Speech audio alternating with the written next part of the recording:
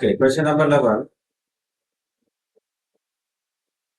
திணிவு எம்மையும் ஆறு ஆறையும் கொண்ட திண்ம கோளம் ஒன்று அதே திணிவையும் ஆனால் உள்ளாரை டூஆரையும் கொண்ட பொற்கோள ஓடு ஒன்று குறிவில் காட்டியவாறு வைக்கப்பட்டது.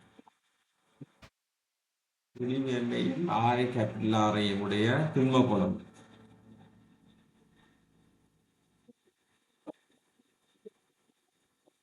இது திண்ம கோளம் பண்றது. எம்மன்ற திணிவு திணிவு எம்மன்றால் இது திண்ம கோளம்.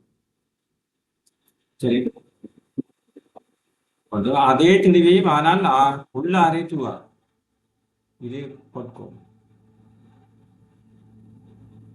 பொற்கோள ஓடு ஒன்றும் உருவில் காட்டப்படலாம் வைக்கப்படும். தொகுதியில ஈர்மை மையம் பெரும்பாலும் இருக்கக்கூடிய 2 பேர திணிவு ஒன்று வழியா பார்த்தா தெரியும். இவர திணிவு எம்மன்னு சொல்லி இருக்குது ஒன்றும் அதே திணிவையும் ஆற எப்படி இருக்குன்றது பிரச்சனை இல்லை. இவர் ஆற வந்து 2R இவர் ஆற வந்து 6 இருக்கு, அது பிரச்சனை இல்லை. நாங்க என்ன சொல்லலாம், அதைதான் கொஞ்சம் கிடையாது பிரிக்கலாம். இப்படி பார்க்கறத விட இப்படி இருக்கலாம் ஈஸியா இருக்கு. சரி, நிறங்கள் லைட்டானே தான் போகுது.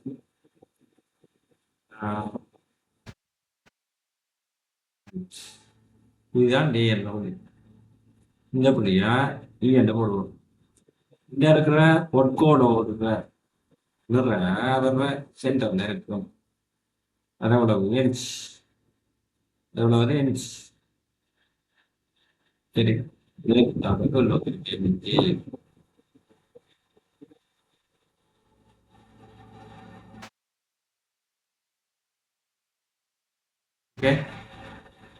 இந்த இருக்கிற திண்ம கோளம் அவர உயிர் மையம் இருக்கு வந்தால் அவர சென்டர்ல இருக்கு. சென்டர் என்ன? அவர சென்டர் சி இருக்கு. அவர் வந்து வெளியில் தெரிஞ்சுங்க. ஓகே, ஆனால்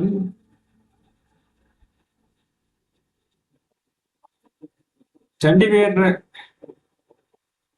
உயிர் மையம் அங்க இருக்கு வந்தால் சிக்கு வேக்கு மடையில இருக்கு. எம்ஜிஎம்ஜி எல்லாம் ரெண்டுக்கும் நடுப்புள்ளி இல்லை. சிக்கு வேக்கு சிக்கு சி என்ற புள்ளி டே என்ற புள்ளி ரெண்டுக்கு நடுப்புள்ளி என்றது அதில் தான் விளைவு உயிர் மையம் இருக்கும். அது 2mg ஆக இருக்கும். அப்படி என்றால் உயிர் மையம் பெரும்பாலாக இருக்கிறது பி தான் இந்த சென்ட்ரல் கிராவிட்டியா இருக்கு.